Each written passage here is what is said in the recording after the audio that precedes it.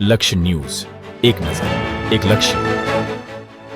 કલોલ તાલુકાના વીડા ગામ ખાતે આવેલી ભોગીલાલ મોહનલાલ ભટ્ટ સાર્વજનિક હોસ્પિટલમાં છેલ્લા 20 વર્ષથી નર્સ તરીકે ફરજ બજાવતા મહિલા કર્મચારી એલસી જોર્જ ક્રિશ્ચિયન ઉર્ફ જસીબેનનું હાર્ટ એટેક આવતા દુઃખદ અવસાન થયું હતું. આ ઘટનાને લઈને પરિવારજનોએ હોસ્પિટલના ટ્રસ્ટીઓ સામે ગંભીર અને સનસનીખેજ આક્ષેપો કર્યા છે.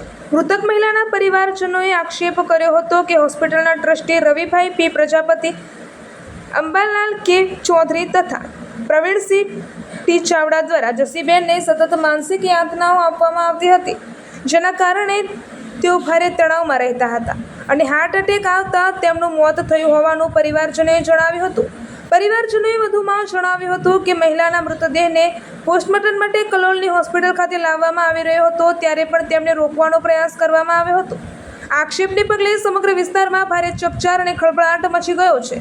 મૃતક મહિલાની લાશ કલોલ સિવિલ હોસ્પિટલ ખાતે લાવવામાં આવતા હોસ્પિટલના અન્ય કર્મચારીઓ પણ મોટી સંખ્યામાં દોડી આવ્યા હતા અને તેઓએ પણ ટ્રસ્ટીઓ સામે માનસિક ત્રાસ આપવાના આક્ષેપો કર્યા હતા. જણાવ્યા મુજબ હોસ્પિટલમાં ફરજ બજાવતા કર્મચારીઓને સતત દબાણ અને માનસિક યાતનાઓનો સામનો કરવો પડતો હતો. સૌથી ચોંકાવનારો આક્ષેપ એવો કરવામાં આવ્યો હતો કે કર્મચારીઓનો સંપૂર્ણ પગાર તેમના બેંક ખાતામાં જમા થતો હોવા છતાં તેમાંથી 25% રકમ ઉપાડી ટ્રસ્ટીઓને આપવાની ફરજ પાડવામાં આવતી હતી. સ્ટાફે આક્ષેપ કર્યો હતો કે ટ્રસ્ટીઓ દ્વારા પગારની રકમમાંથી હિસ્સો લેવામાં આવતો હતો. આ સમગ્ર મામલે સ્ટાફ અને પરિવારજનોએ તટસ્થ તપાસ કરી જવાબદારો સામે કડક કાર્યવાહી કરવામાં આવે તેમજ કર્મચારીઓને ન્યાય આપવામાં આવે તેવી માંગણી ઉઠાવી હતી. રિપોર્ટર સંજય નાયક.